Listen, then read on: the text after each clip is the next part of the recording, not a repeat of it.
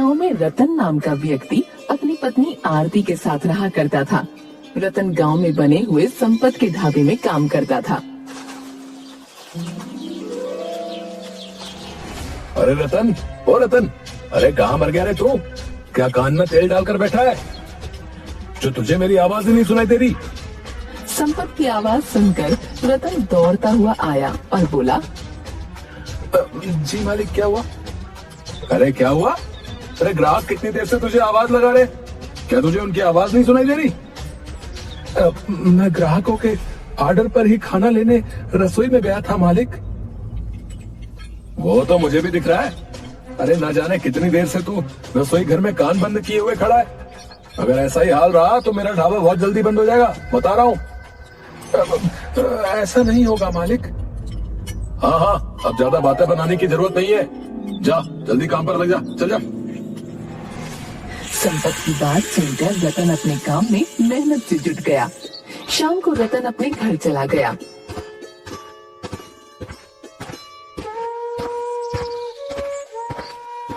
जल्दी से खाना लगा दो आरती, मुझे बहुत तेजी से भूख लगी है। अजी इतनी जल्दी क्या है, पहले हाथ मुंह तो धो लीजिए। हाथ मुंह मैं ढाबे पर धोकर आया हूँ, तुम खाना लगा दो। रतन के कहने पर आरती ने रतन को खाना लगा कर दिया। रतन खाना खाने लगा। आप तो ढाबे पर काम करते हैं और कभी कभी ढाबे का मालिक आपसे देर रात तक काम करवाता है। क्या भूख लगने पर वो आपको 2 रोटी नहीं खिला सकता? तुम नहीं जानती आरती, ढाबे का मालिक संपत बहुत ही कंजूस स्वभाव का है। अच्छा सुनो, कल मुझे ढाबे पर जल्दी जाना है। क्यों, कल ऐसा क्या है? संपत जी कल मुझे शहर में किसी काम से भेजने वाले हैं। आखिर वो आपको ही काम से शहर क्यों भेजते हैं? वो खुद क्यों नहीं चले जाते? मैं उनके ढाबे पर काम करता हूँ आरती, इसलिए मुझे उनका कहना मानना ही पड़ेगा। वैसे किस काम से भेज रहे हैं वो आपको? ये तो उन्होंने अभी तक मुझे नहीं बताया। ठीक है, लेकिन आप उस कबाड़ ट्रक में मत जाइएगा। पिछली बार जब आप उस ट्रक से गए थे तो दिन भर मेरा दिल बेचैन रहा था। आरती की बात सुनकर रतन मुस्कुरा दिया। अगले दिन रतन ढाबे पर चला गया।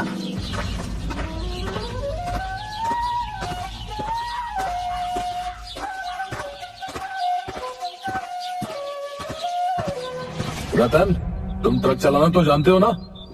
हाँ हाँ मालिक, मैं ड्राइवर ही करना जानता हूँ। लेकिन आप क्यों पूछ रहे हैं?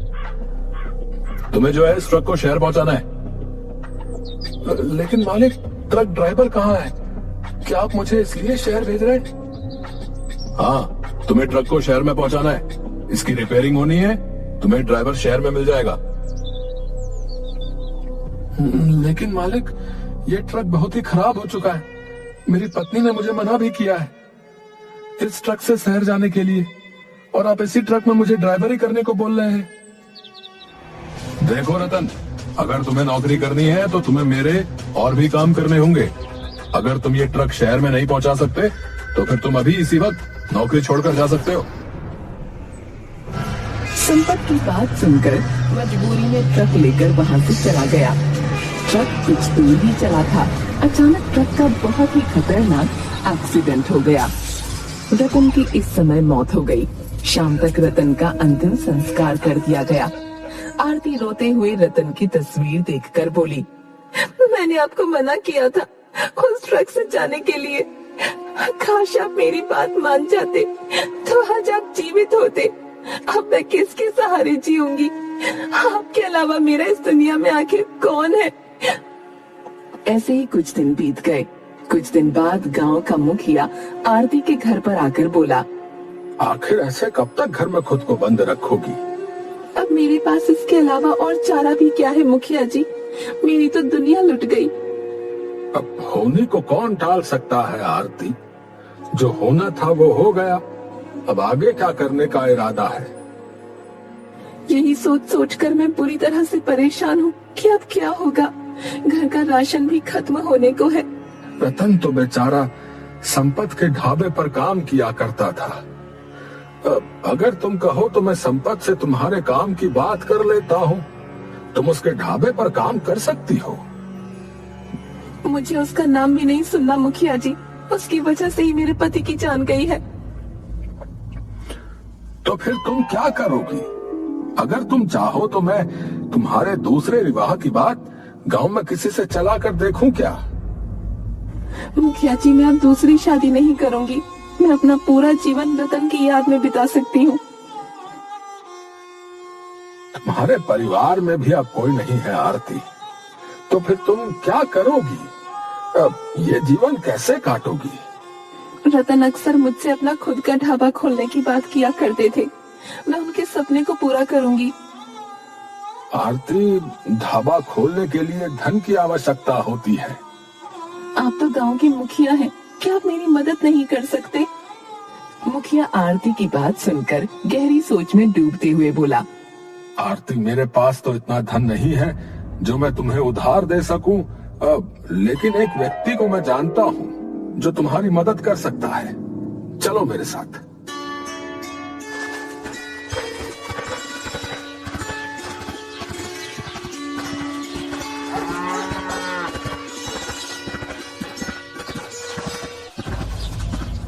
मुखिया आरती को जमींदार की हवेली के अंदर ले आया। आरती मुखिया से बोली, मुखिया जी, ये तो जमींदार की हवेली है। क्या जमींदार मुझे पैसे उधार दे सकता है? जमींदार मेरी बात कभी नहीं टालता आरती।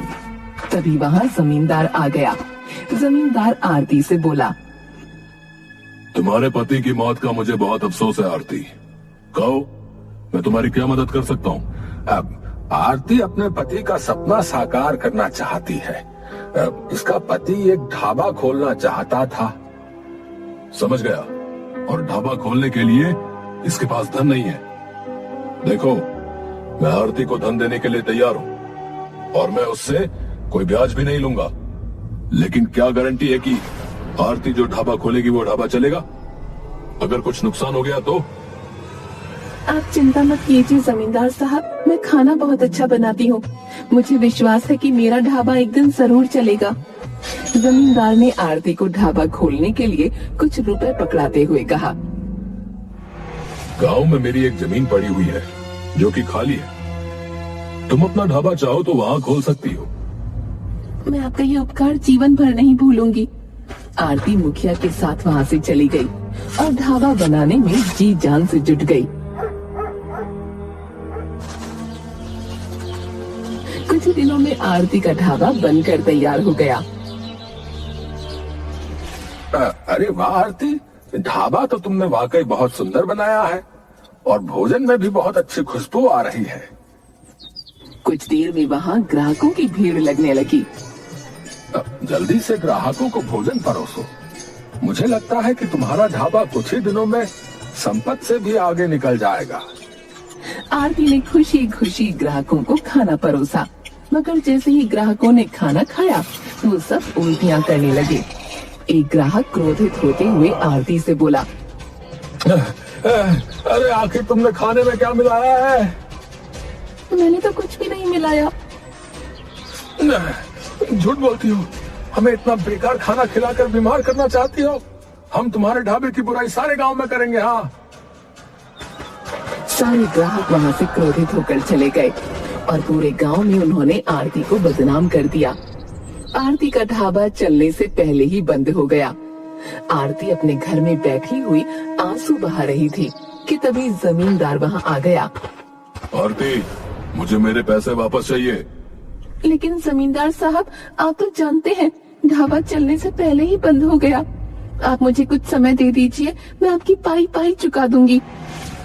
नहीं आरती, मैं अब तुम्हें और समय नहीं दे सकता। लेकिन मेरे पास पैसे नहीं है। तो क्या हुआ? तुम्हारा ये हाईवे पर बना हुआ घर तो है। अगर पैसे नहीं है तो ये घर मुझे दे दो। ये कैसी बातें कर रहे हैं आप? अगर आप इस घर को ले लेंगे तो मैं कहाँ रहूंगी? आरती, मैं तुमसे पूछ नहीं रहा, बल्कि मैं तुम्हें बता रहा हूँ। यहाँ से सीधी तरह से निकल जाओ या फिर सोच लो। अगर तुम्हें अपमानित होकर ही निकलना है तो फिर तुम्हारी मर्जी। आरती रोती और गिड़गिड़ाती रही, मगर जमींदार का दिल नहीं पसीजा। आरती भूखी प्यासी अपने गांव से थोड़ी दूर हाईवे के पास पेड़ के नीचे बैठ गई। जहाँ उसका पति अक्सर उसके साथ बैठा करता था। आरती पेड़ की ओर देखकर बोली, तुम ये सोच रही होगी कि आज मैं अकेली कैसे? तुम्हें पता नहीं, मेरे पति अब इस दुनिया में नहीं है और मेरी मदद करने वाला भी कोई नहीं। तभी आरती ने देखा कि उस पेड़ के ऊपर एक चिड़िया का घोंसला बना हुआ था, जिसमें एक अंडा रखा हुआ था और एक चील उस पर बार बार मंडरा रही थी। मेरा घर तो जमींदार ने मुझसे छीन लिया, मगर मैं इस बेचारी चिड़िया का घोंसला नहीं तोड़ने दूंगी और न ही इसके अंडे को। आरती ने वहाँ से एक डंडा उठाया और चील को भगा दिया। अचानक एक चिड़िया आरती के सामने आकर बैठकर एक सुंदर लड़की में परिवर्तित हो गई। कौन हो तुम? मैं पक्षियों की रानी हूँ। तुमने इस अंडे को बचाकर इंसानियत का सबूत दिया है। इसके बदले तुम मुझसे जो चाहो मांग सकती हो। क्या तुम मेरे पति को दोबारा जीवित कर सकती हो? नहीं, इस संसार से जो एक बार चला जाता है फिर वो वापस नहीं आता। लेकिन मैं तुम्हारा वो सपना पूरा कर सकती हूँ जिसे पूरा करने में तुम्हारा घर तुमसे छिन गया। तुम्हें इस बारे में कैसे पता? मैं तो वो भी जानती हूँ आरती, जो तुम नहीं जानती। समय आने पर तुम्हें पता लग जाएगा। इतना कहकर उस सुंदर लड़की ने जैसे ही अपना हाथ आगे बढ़ाया, घोंसले से अंडा अपने आप उड़ता हुआ उस लड़की के हाथ में आ गया। बदले में मुझसे उपहार में ये अंडा ले लो और यहाँ से कुछ दूर ले जाकर इस अंडे को तोड़ देना। तुम्हें वो मिलेगा जिसकी तुम कल्पना भी नहीं कर सकती। आखिर तुम मेरी मदद क्यों कर रही हो? जब तुम अपने पति के साथ इस पेड़ के नीचे बैठा करती थी, मैं चिड़िया बनकर तुम दोनों को देखती रहती थी। तुम्हारा पति कभी कभी अकेले भी यहाँ आता था और वो पक्षियों से बहुत प्रेम करता था और उनकी मदद भी करता था।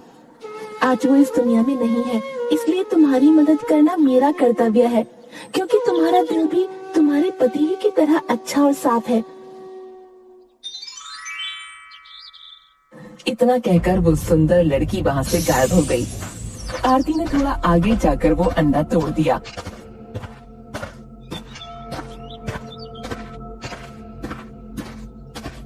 मगर जैसे ही उसने अंडे को तोड़ा, अचानक एक तेज धमाके के साथ वहाँ पर एक अंडे के आकार का बहुत ही सुंदर ढाबा बन गया। ये तो सच में चमत्कार है। ये तो बहुत ही सुंदर और अंडे के आकार का ढाबा है। आरती उस ढाबे के अंदर चली गई। ढाबे के अंदर बहुत सारा राशन भरा था और भोजन पका हुआ रखा था। वो ढाबा अंदर से आधुनिक सामानों से लैस था। उस ढाबे के ऊपर एक बहुत सुंदर कमरा भी बना हुआ था। आरती फटी फटी आंखों से उस ढाबे को देख रही थी कि तभी कार वहाँ आकर रुक गई और एक व्यक्ति बाहर निकलकर आरती से बोला, अरे भाई, इस तरह के ढाबे तो मैंने अमेरिका और जापान में देखे हैं। ये किसका ढाबा है? ये मेरा ढाबा है। लेकिन ऊपर बोर्ड में तो रतन का ढाबा लिखा हुआ है। आरती ने जैसे ही नजर दौड़ाई तो ढाबे के ऊपर रतन का ढाबा लिखा हुआ था। आरती की आंखों में आंसू आ गए। रतन मेरे पति थे, जो अब इस दुनिया में नहीं है। जो भी हो, मुझे बहुत तेजी से भूख लगी है। इतना बोलकर वो व्यक्ति ढाबे के अंदर चला गया और आरती ने उसे खाना परोसा। खाना खाकर वो व्यक्ति उंगलियां चाटते हुए बोला, खाने तो मैंने बहुत सारे खाए, लेकिन इतना लजीज खाना मैंने आज तक नहीं खाया भाई। तुम शायद मुझे जानती नहीं हो कि मैं कौन हूँ। मैं यहाँ का एसपी हूँ। मैं तुम्हारे ढाबे का इश्तिहार अखबारों और टीवी में जरूर दूंगा। आखिर लोगों को पता लगे कि हमारे इंडिया में भी जापान जैसे ढाबे बने हुए हैं। अगर तुम्हें कोई भी दिक्कत हो तो मुझे फोन करना। इतना कहकर वो व्यक्ति अपना कार्ड देकर वहाँ से चला गया। अगले दिन से आरती के ढाबे पर ग्राहकों की लाइन लगने लगी और आरती के पास पैसा बरसने लगा। अब संपत के ढाबे पर सन्नाटा छाया रहता था। संपत क्रोधित होकर मुखिया के पास जाकर बोला,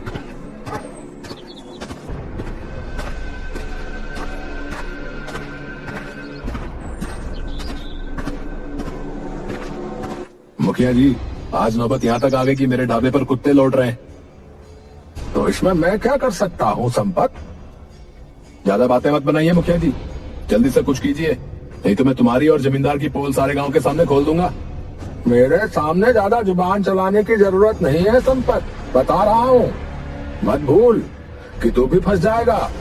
तूने जानबूझकर रतन को उस बेकार ट्रक को शहर ले जाने के लिए कहा और उस बेचारे की मौत हो गई। तू पहले से जानता था कि उस ट्रक में ब्रेक नहीं है। हाँ, और ऐसा करने के लिए मुझे किसने कहा था? तुमने मुखिया जी, तुमने। और तो और तुमने मुझसे वादा किया था कि आरती का मकान बेचने के बाद तुम मुझे कुछ हिस्सा दोगे। वो हिस्सा भी अभी तक मेरे पास नहीं आया। दादा बातें मत बना संपत, तू कोई दूध का धुला हुआ नहीं है, समझा?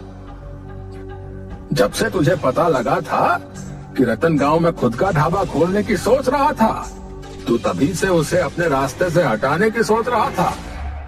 और वैसे भी तू क्या जाने राजनीति क्या होती है रे? अरे सारा का सारा झगड़ा आरती के मकान का ही था, जो हाईवे के पास बना हुआ था।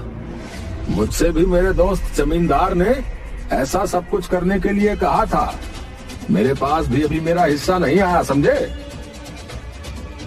तभी वहाँ पर जमींदार आ गया और उन दोनों से बोला, अरे तुम दोनों एक नंबर के मूर्ख हो। संपत, तुम्हारा ढाबा क्या चलना बंद हुआ? तुम अपनी जात पर उतर आए। जमींदार, आरती के दिन अब बदल चुके हैं, समझे? उसका ढाबा पूरे देश भर में प्रसिद्ध हो चुका है। अगर कहीं आरती अपनी जात पर उतर आई तो कभी सोचा है कि तुम्हारा, मेरा और संपत का क्या होगा? आज रात हम तीनों मिलकर आरती का गेम समाप्त कर देंगे और उसके अंडा ढाबे पर कब्जा भी कर लेंगे, समझे? रात के वक्त वो तीनों हथियारों से लैस होकर आरती के ढाबे के अंदर घुस गए। उन तीनों को देखकर आरती बुरी तरह से चौंक गई। तुम तीनों मेरे ढाबे में क्या कर रहे हो? तेरी वजह से मेरा ढाबा चलना बंद हो गया है। मेरी वजह से? ईश्वर सबको अपने अपने नसीब का देता है। अरे जब मुझे पता लगा था कि तेरा पति ढाबा खोलने की फिराक में है, तब मैंने ही उसे जानबूझकर उस कबाड़ ट्रक में शहर भेजा था और उसके ब्रेक फेल कर दिए थे। सिर्फ इतनी सी बात नहीं है आरती, तुम्हारे हाईवे पर बने हुए मकान पर मेरी बहुत टाइम से नजर थी। तो हम तीनों ने मिलकर एक तीर से दो निशाने लगाए हैं। तुम्हारे पति की मौत हो जाने के बाद मैंने ही मुखिया को तुम्हारे घर पर भेजा था। यहाँ तक कि तुम्हारे ढाबे पर जो ग्राहक तुम्हें गालियां बककर गए थे ना, वो कोई ग्राहक नहीं थे, बल्कि मेरे ही आदमी थे। मैं तुम्हारे मकान पर कब्जा करना चाहता था। आरती मुखिया की ओर देखकर बोली, मुखिया जी, आपसे तो मुझे ऐसी उम्मीद नहीं थी। आपके